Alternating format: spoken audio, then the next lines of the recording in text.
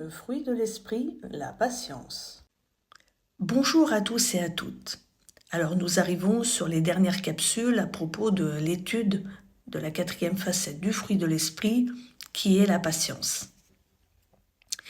Et hier je te disais que sans la patience tu aurais du mal à tenir ferme et tu serais amené à abandonner très vite. C'est pour ça que je t'encourage à être patient. Si par exemple, dans ton entourage, tu as une personne, ça peut être une amie, un membre de ta famille par exemple, qui n'a pas encore rencontré Jésus, tu as prié, sois patient, patiente et persévérant, persévérante dans la prière.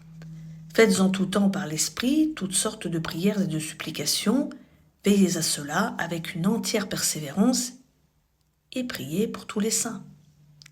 Veillez à cela avec une entière persévérance.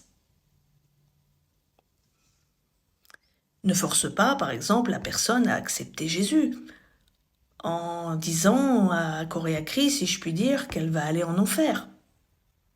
Si toutefois elle n'accepte pas Jésus, l'enfer est une réalité, mais Dieu, c'est autre chose.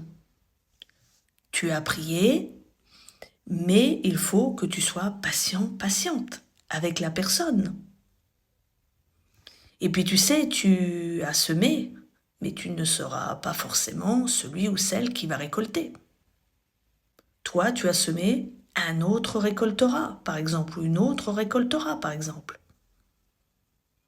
Alors la patience est aussi protectrice, car elle nous garde de la destruction. Et ce qui amène la destruction, c'est les choses faites à la va-vite, avec impatience. Un comportement impatient, par exemple.